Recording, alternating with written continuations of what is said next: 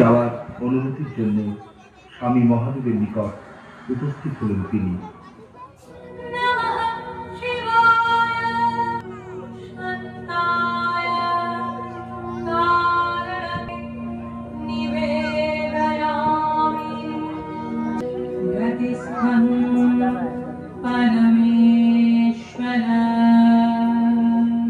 নিমন্ত্রণে সতী যাওয়া উচিত হবে না, তাই মহাদেব অমত করলেন। তারপর অনেক ঘটনার পরে অবশেষে সতী মহাদেবকে রাজি করালেন। অনুমতি নিয়ে পিতা দক্ষরাজের যজ্ঞ সভায় উপস্থিত হলেন।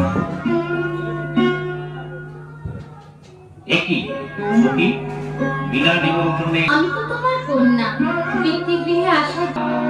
তুমি আমার কাছে বৃতা, তোমার স্বামী শিব জীবু যজ্ঞে আমাকে করেছ অপমান। সেই শ্মশানচারী ভিখারি দেশাত্মকে জামাই বলে মানি না আমি। ভুলে যেও না পিতা, আমার স্বামী দেবাদিদেব, সবার উচ্চে তার আসন, অসম্মান করো না তার। সিদ্ধি গাঁজা খায়, ভূত প্রেত নিয়ে ঘোরে, তার আবার মান অপমান। সংযত হও পিতা, কেন মিছে ডাকো অমঙ্গল নিজে? রসনা তোমার শিবহীন যজ্ঞ হবে। দেবতা নহে, ভূতনাথ অপদেবতা। অপদেবতা অপদেবতা। প্রাণ বুঝি যায়, কোথা তুমি মহাদেব?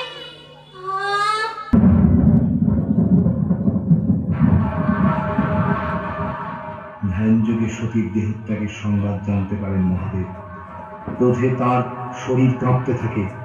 তার ক্রোধ থেকে সৃষ্টি হল অমিত বলশালী বীরভদ্র।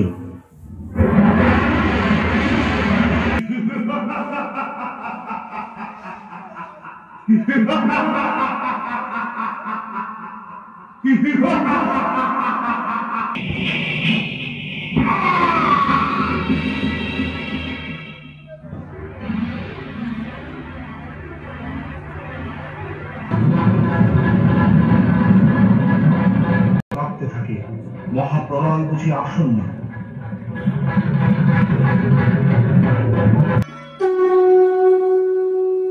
চক্রকে আহ্বান করলেন। সুদর্শন চক্র দিয়ে সতীর দেহ ছিন্ন ভিন্ন করতে লাগলেন।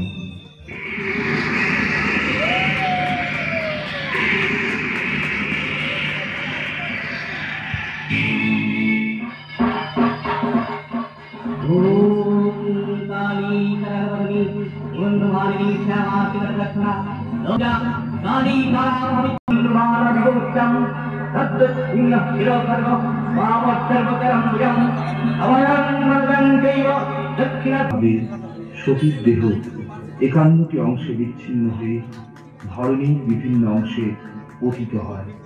সেই